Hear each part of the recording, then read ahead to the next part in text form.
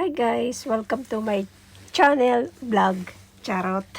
Ayun, naisip ko na kung anong gagawin ko ngayon day off ko. So, kagigising ko lang pala. So, ngayon magpapatugtog ako para at least madagdagan ng energy ko. Kung ano man ang gagawin ko ngayon, at least may music. So, iba pa rin kasi yung may music, diba? Nakakadagdag ng energy. Pag may ginagawa kasi iba yung feeling ba na may music ka na naririnig, iba yung vibes mo ba na at least yung marirelax ka ba. Ako ganun ako eh. Once na may ginagawa ako, gusto ko may music. Nakakadagdag ng energy para sa akin yon. So ngayon, magtutuwid tayo ng bangs para at least hindi naman litaw masyado ang noo ko kasi nga masyado na malaki ang noo ko, nasisilaw na yung mga viewers ko, charot, sa aking noo. Diba? At least, ma-enjoy nyo panonood sa akin at sa mga ginagawa ko na hindi masyadong litaw ang aking noo. So now, I will make straight na lang ng bangs ko. Diba? While I'm doing exercise. Diba? Iba pa rin yung at least matakpan. Kasi napansin ko ngayon guys, pag hindi ka nag-exercise at lagi ka lang nakahilata sa bed mo, parang ang bilis mong mag-gain. Ang bilis mong tumaba, especially when you are getting old. Parang, ano ba, usually dito sa mga nakikita ko dito kasi, ang bilis lumaki ng tiyan. Para kasing wala tayong masyadong ginagawa, bahay, trabaho lang. So, pagkatapos mo kumain, mag-lalay down ka na sa kama mo, sa bed mo. So, hindi tayo masyado na gumagalaw. So, mas maganda talaga kung ikaw, do something na lang sa sarili mo na para ikaw ay makapag-less ng energy, ay less ng taba. Diba? So, ngayon magpe-prepare na ako sa aking pag-exercise.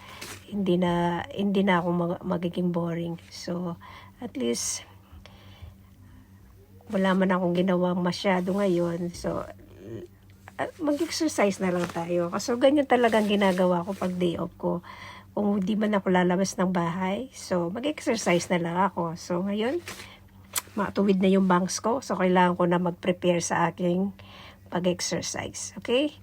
Guys, so now, kailangan ko munang mag-energy.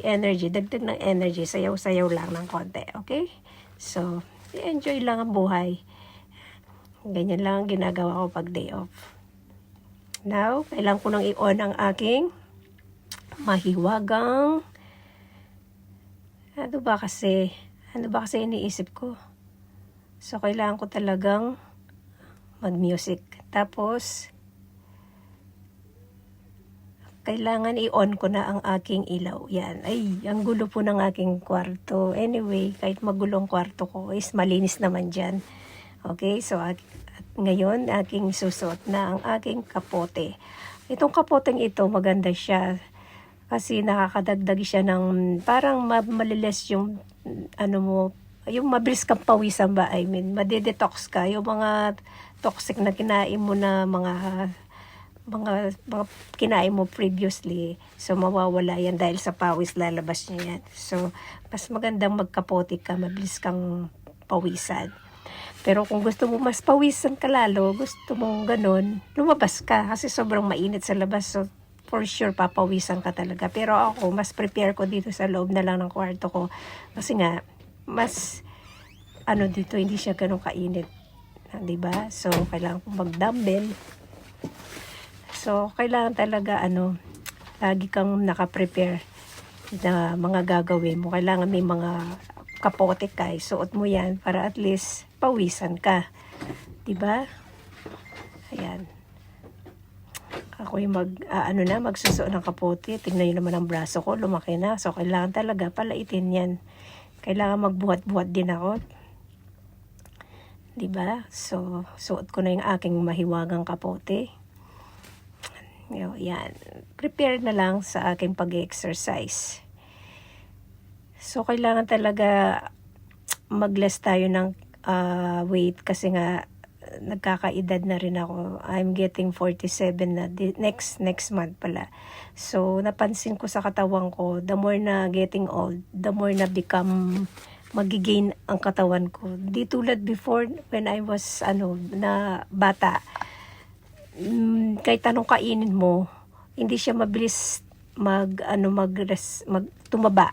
Kumbaga, mabilis ang metabolism ng bata. Pero ngayong nagkakaedad tayo, na bumabagal ang metabolism ba. Kaya siguro mas maganda na ikaw na lang mismo ang gumawa ng way para malis yung katawan mo, yung taba mo, 'di ba? O, tingnan mo, tumaba ako. Pero siguro naman sa every week kong ginagawa to, maliles din ang aking taba. Yan, ako'y magpre-prepare na sa alam nyo ba na ganito lang ang ginagawa ko pag aking day off. Yan, itaas natin ang ating buhok para at least komportable kang gumalaw, di ba? And then, ililipat ko yan para at least magkaroon tayo ng space sa aking yoga mat. Masikip talaga dito pag partition lang ang bahay mo. O, di ba? Mahirap kasi pag partition, maliit ang space, pero nasa iyo kung paano mo gagawa ng paraan para ikaw ay makapag-exercise. So, naglaba pala ako kagabi, kaya itatabi ko muna yung mga nilabang ko. So, ngayon nilalatag ko. Di ba? Ang dami ko nakikita nyo ba yung mga poster na yan na nakadikit sa dingding? Yan ay mga pang-motivate pa. Magaganda yan, mga nakasulat dyan. Motivate ka pag binabasa mo yan. So now, I prepare na, kunin ko na yung iPad ko, ilalapit ko para at least makita nyo ang aking ginagawa, di ba? Ayan, alisin ko na yung aking bag para mas magkaroon tayo ng space sa mga plastic. Parang, ang hilig ko na mag-collect ng plastic. Ewan ko. Siguro nga tumatanda na. So ngayon mag-start na ako mag-exercise para at least mapawisan na ako. 'Di ba? Mas maganda talaga yung nag-exercise ka ng ganyan eh. Oh. Mahirap talaga pag nasa abroad ka. Alam mo yung minsan mas masarap talaga din sa Pilipinas, yung masarap yung hangin, mas presko. Dito kasi parang more on nasa bahay lang kami.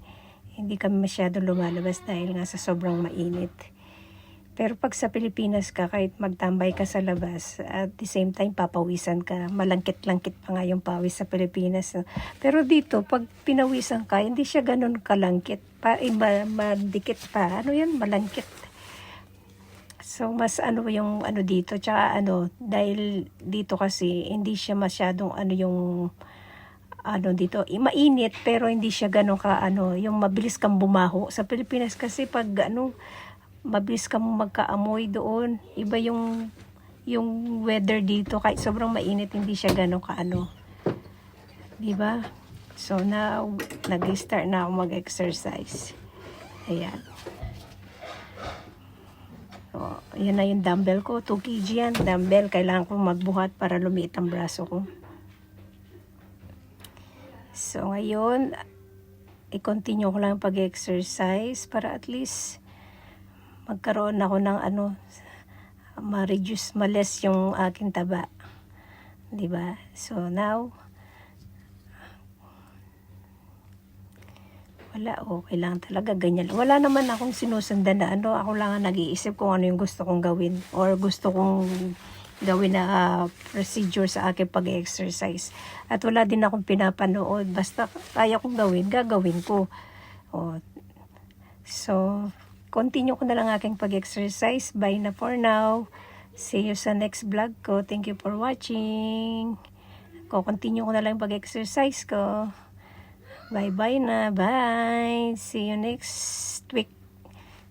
Bye. Thank you for watching.